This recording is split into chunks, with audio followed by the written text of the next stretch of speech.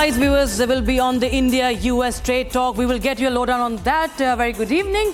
We are watching 6 Stories at 6 with me, Rakshita Mishra. So the top story of the day will be how India has made its stand clear and how we were setting the record straight is Piyush Goyal, saying that deadlines do not threaten India. We will negotiate on our own terms. We'll get you more insights on that, all the inside scoop and what does this really mean. 6 years after his son's death, viewers, Bihar's business tycoon Gopal Khemka has been shot dead. We'll tell you what we know so far about this case. What comes as a big win for the Indian agencies? Fugitive diamond head Nira Modi's younger brother Nehal now has been arrested in the United States. Now, what does it mean for the case and what was his role in the multi-crore PNB scam? We'll tell you all that on this edition. Raj Thakre's goons are unleashing violence day by day in Maharashtra after businessman Sushil Keria challenged Raj Thakre on social media. His party workers vandalized his Worli office. What did Keria do after that? We'll tell you that as well. Telangana Chief Minister Revan Reddy issued an outrageous threat to those protesting against renaming of Canteen after Indira Gandhi. And finally, we'll tell you about Prime Minister Modi's historic visit to Argentina and what is the significance of that. Okay, so we start with the story number one, that is India-US trade deal, viewers. It is progressing, it's in the works, but Union Minister Piyush Goyal has said that India is in no hurry to sign a free trade agreement under any sort of pressure, under any deadline. When asked whether a deal could be reached with the US in time for a July 9 deadline set by Washington. When asked specifically about prospects of an interim US deal by 9th of July, he said that any agreement would be announced only when fully finalized, properly concluded and in the national interest. Listen in. Bharat अपने शर्तों पर चर्चा करता है, अलग अलग देशों के साथ चर्चा चल रही है, यूरोपियन यूनियन हो, न्यूजीलैंड हो, ओमान हो, यूएसए हो, चिली हो, पेरू हो, कई देशों के साथ एग्रीमेंट की बात चल रही है। फ्री ट्रेड एग्रीमेंट तभी संभव होता है जब दो तरफा फायदा हो। It should be a win win agreement, और जब भारत के इंटरेस्ट को सुरक्षित रखते हुए national interest will always be supreme, वो ध्यान में रखते हुए अच्छा अगर डील बनती है तो भारत तो विकसित देशों के साथ डील करने के लिए कभी भी तैयार है। भारत कभी कोई ट्रेड डील डेडलाइन या समय सीमा के आधार पर कभी नहीं करता है। जब डील अच्छी बन जाए, पूरी तरीके से पक जाए और देश हित में हो, तब उसको हम स्वीकार करते हैं। All right, we have Professor Swaran Singh of the JNU joining us on the broadcast. Professor Singh, if you could just give us a sense of what message this really send out, because, he has also said, Mr. Piyush Goyal has said that India is not weak. It's not going to get intimidated by any sort of deadlines. India, whatever it does, will do to protect national interests first, sir. Clearly, all countries would be negotiating in pursuit of their own national interests. But if you look at the indications, more than 90 countries that were slapped with these increased tariffs by President Trump, India definitely is among major trading partners of United States. And among major trading partners, India's negotiations on resolving this issue has been far more proactive in that sense. So I think there is a great hope that within the next 48 hours or so, we will hear something from Washington, D.C. What media is telling us is that the U.S. trade representative has already given it a green signal, which leaves it now for the President Trump, who himself in his last comment mentioned that we are going to sign a trade deal with India. So I am much more hopeful, except that what exact outcomes come out of this deal, which is just the first step. It's a first tranche of, I think, several phases of resetting the very landscape where they want to take India-US trade from now $191 billion to $500 billion of bilateral trade.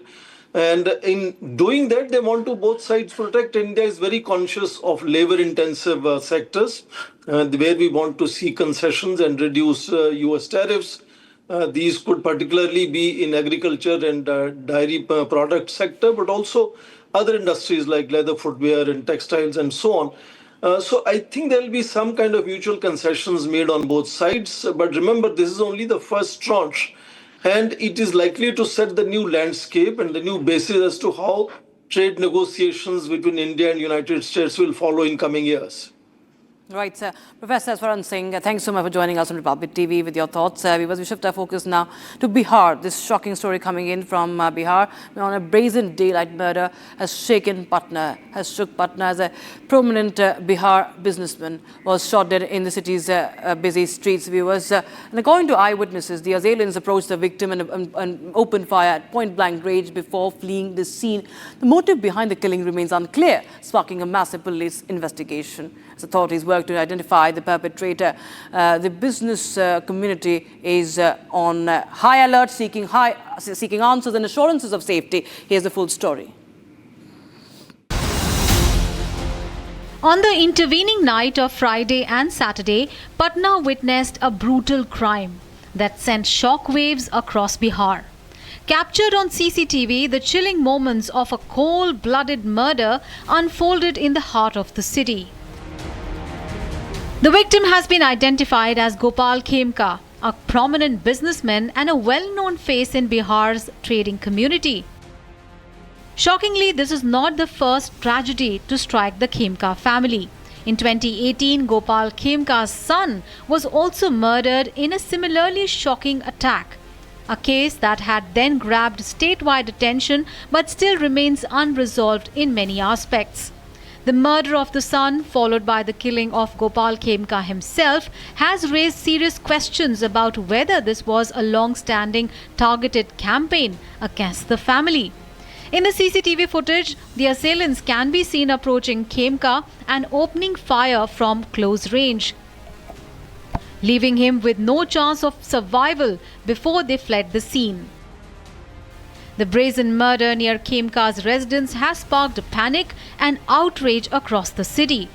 Police sources suggest that initial leads point towards possible business enmity or a deep-rooted vendetta that may have carried over from the son's killing in 2018. An SIT has been formed and a manhunt is underway to track down the assailant using CCTV analysis and local intelligence inputs.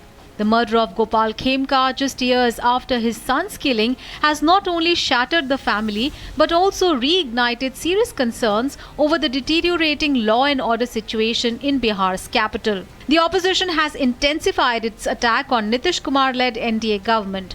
Listen in to Pappu Yadav. 6 साल पहले इनके बेटे की हत्या जमीन माफियाओं ने की थी, उद्भेदन नहीं हुआ, सर दबा दिया गया। 6 साल बाद फिर जमीन माफियाओं ने, इन पर प्रेशर था इनके अस्पताल को नीलाम और दे देने की। 2-3 पदाधिकारी और 4 नेता। सर जमीन का कारोबार तो पदाधिकारी माफिया नेता के मिली भगत से न चलता है। कुछ लोगों को पुलिसिंग में भरोसा नहीं है, कुछ लोगों को चुपचाप जमीन कब्जा कैसे होगा, किसका होगा, उसको मरवाते रहो। Meanwhile, the ruling dispensation has assured action against the killers. जैसा मैंने कहा, मेरे लिए भाई किसी गांव में भी एक घटना घट रही है, एक भी अगर प्रदेश में हत्या हो रही है तो वो हमारी सरकार के लिए चिंता का विषय होना चाहिए। आप आंख मूंद कर नहीं बैठ सकते हैं ऐसे विषयों को लेकर, आपके लिए ये चिंता का विषय होना चाहिए। Bihar Governor Arif Mohammad Khan has expressed condolences to the Khemka family.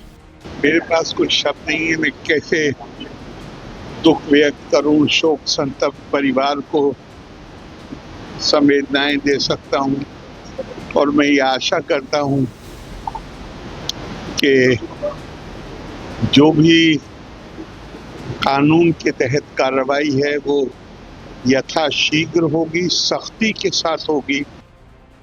After the cold-blooded murder of Patna businessman, Bihar Chief Minister Nitish Kumar has chaired an all-important meeting on law and order situation. But the murder has now left the Khemka family mourning, as Gopal Khemka is the second family member that they have lost. Now on to a big win for the Indian agencies, viewers.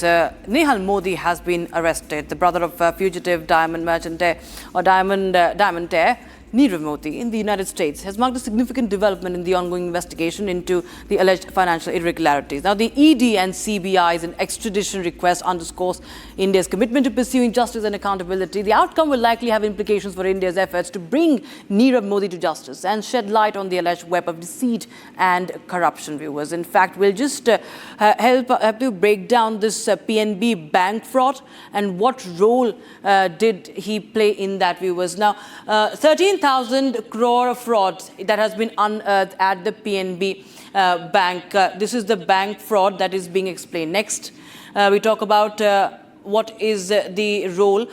Nira Modi is a key accused here. Mehul Choksi is also the key accused. Both are the main accused. They both have been arrested in different countries. Now, fake LOUs were issued without a collateral. This is part of the scam, the violations. The fake LOUs were filed and the loans were taken from multiple banks. So this is another point in case. Scam detected in 2018 January.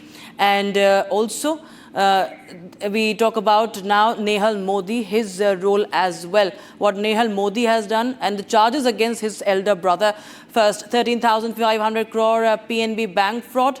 These are the charges, one of the charges against him. Next, we move on.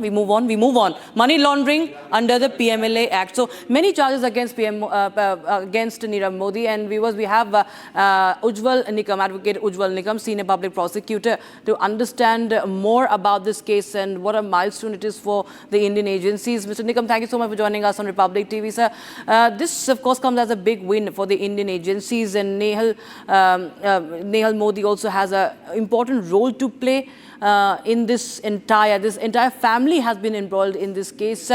What is the significance and how do you see this playing out in the extradition process? Let me fairly concede that at the outset I must congratulate our investigating agency and the Interpol for working as a nodal agency for India.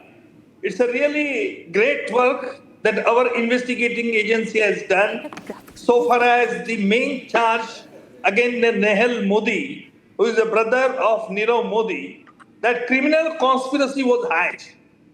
Now, I don't know the details of the investigation, but prima facie it appears that Nehal Modi, Nirav Modi and Mehul Choksi, they hatched criminal conspiracy to defraud the banks, and that is in a public money. So the US agencies have already arrested Nehal Modi, the brother of Nirav Modi also, and therefore this is a great step. And I'm very optimistic at present that we will face the success because prima facie, the Interpol that is working in the US also had arrested because the US investigators also satisfied with our prima facie evidence. Now the case will start in US court firstly, because of course he will apply for bail, and whether there is a prima facie evidence or not, that will be scrutinized by the US court, and then US court will decide whether to extradite or not. Then US government formal approval will be required according to the Extradition Act. But considering the past experience with the US authorities, I have no words to say that US will cooperate Indian agency, and of course the US court will examine the evidence and will definitely Nirav Modi will be extradited very soon because the Nehal Modi's extradition will be in process now. Right, Mr. Ujjwal Nikam, thank you so much for your insights on that story that we are closely tracking. We will now shift our focus to the other big story.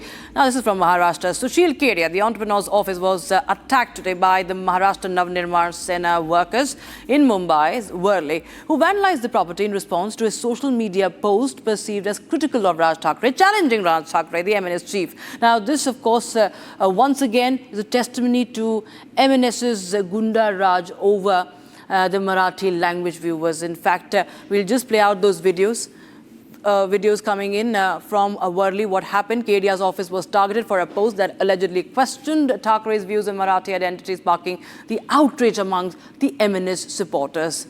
And we've seen these coercive methods to silence those who do not toe their party line. We've seen the post, if you can play out that post by Keria, what he had said earlier when he challenged Raj Thackeray and said that I cannot learn Marathi.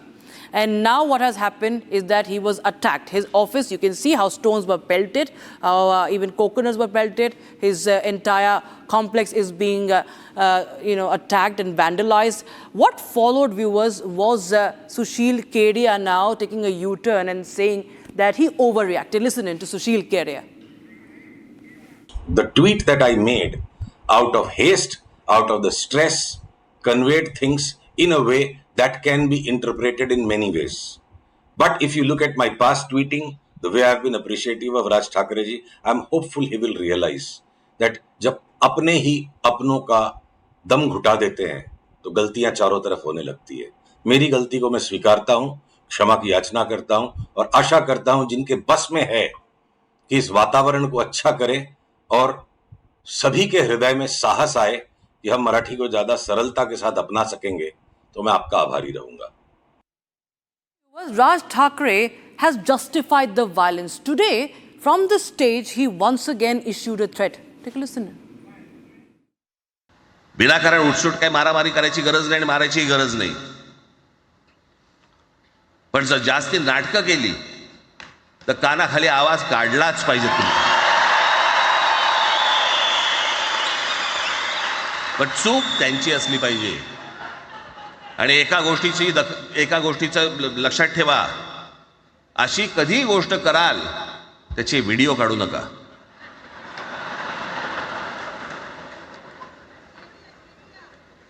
आपल्यामध्येच त्यांना कळलं पाहिजे. कळलं का? मारणारा कधी सांगत नसतो, मार खाणारा सांगत असतो मला मारला म्हणून. त्यांना सांगू देत. And now we should our focus to Telangana, where Chief Minister Revant Reddy has found himself at the center of a fresh political storm, this time over the renaming of the popular Annapurna canteens to Indira Canteens. While the government defends the move as a tribute to former Prime Minister Indira Gandhi, protests led by the BRS and sharp reactions from the opposition have escalated tensions. Now, Chief Minister's controversial remark targeting critics have only added fuel to the fire, sparking widespread backlash. Here's the complete story. Telangana Chief Minister A. Revant Reddy is at the forefront of a controversy. Indiramma ఆనాడు తెచ్చిన సంక్షేమము అభివృద్ధి ఈ రోజు పేదవాళ్ళ జీవితాల్లో వెలుగులను నింపింది. అందుకే ఈ రోజు ఏ సంక్షేమ పథకానికైనా ఇందిరమ్మ పేరు మనం పెడుతున్నాం. హైదరాబాద్ నగరంలో పేదవాళ్ళకు 5 రూపాయల భోజనం పెట్టాలని, పేదవాళ్లకు కూలి పోయే వాళ్లకు పొద్దున్నే టిఫిన్ చెయ్యడానికి క్యాంటీన్లు పెట్టి ఇందిరమ్మ పేరు పెడితే ఈ తలమాచిన దద్దమ్మలు సోయిలేనోళ్ళు ఇందిరమ్మ పేరు పెడతారని ధర్నా చేసిరు. ఒక్కనొక్కని బట్టలిప్పదీసి కొడితే తప్ప ఇందిరమ్మ గొప్పతనం వాళ్ళకు అర్థం కాదు అని చెప్పి నేను ఈ సందర్భంగా తెలియజేస్తున్నా. మిత్రులారా, The Chief Minister's open call to have those opposing the move to rename canteens stripped and thrashed is making headlines. And he says that those who don't recognize the greatness of Indira Gandhi are quote-unquote senseless. The remarks come just days after BRS protests at the Greater Hyderabad Municipal Corporation office. The decision to change the name of the popular Annapurna canteen to Indira Canteen has not sat well. Citing cultural and symbolic significance, the government's move has been denounced. They have changed Annapurna canteen name. I don't know what is the reason, because they did not change anything, like they did not add extra curries or extra counters or anything, but they changed canteen name from Annapurna to Indiramma canteens. We are demanding that they put back Annapurna canteens only, because Annapurna means the goddess of food.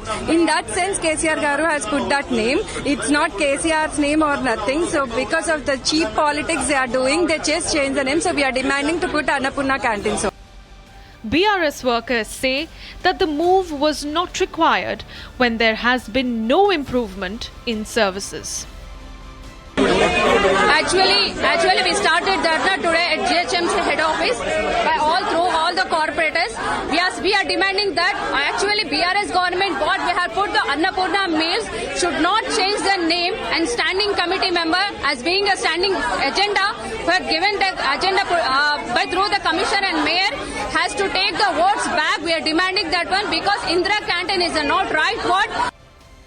And with the Chief Minister's latest comments, the Congress is staring at yet another controversy. It's truly shameful the kind of language that this Chief Minister has been using against the people, who protest democratically. Srimati Indira Gandhi, could have been a great leader. I don't know much about her. I haven't seen her in my lifetime.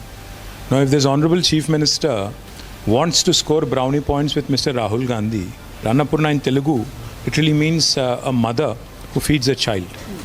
Now, that kind of a name, to be changed for no good reason, just to please his bosses, is something that, as it is truly a very, very disrespectful decision.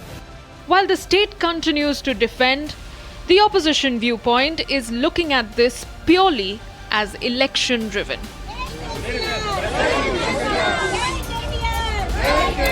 And viewers, finally, Prime Minister Modi has arrived in Buenos Aires in Argentina for a landmark two-day visit, the first by an Indian Prime Minister in 57 years. After a warm ceremonial welcome, Prime Minister Modi is all set to hold high-level talks with President Javier Milei to deepen the ties in areas like agriculture, energy, trade and critical minerals. This visit is part of his larger five-nation diplomatic tour. Here's more to the story.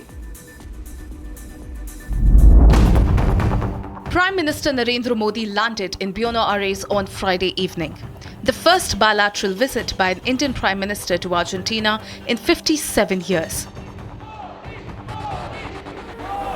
PM Modi was received with a ceremonial welcome at the Ezeiza International Airport as he arrived on the third leg of his five-nation diplomatic tour. During his two-day stay, the Prime Minister is scheduled to hold wide-ranging talks with Argentine President Javier Milei. The discussions will focus on strengthening cooperation in critical areas. Talks to focus on agriculture, energy, mining, technology, trade and investment. Ahead of the visit, PM Modi described Argentina as a key economic partner in Latin America and an important voice in the G20. He also highlighted the growing scope for collaboration in sectors like critical minerals, tourism and renewable energy. This visit follows Modi's trip to Trinidad and Tobago, where the two nations signed 6 key agreements. Both our nations rose from the shadows of colonial rule to write our own stories with courage as our ink and democracy as our pen. Today, both our nations stand as proud democracies and pillars of strength in the modern world. The visit is being seen as a move to enhance India's strategic outreach in Latin America and build stronger partnerships in the region. Well, that's all we could pack in this edition of 6 Stories at 6. Thanks for watching. Live and breaking on the other side. Thank you.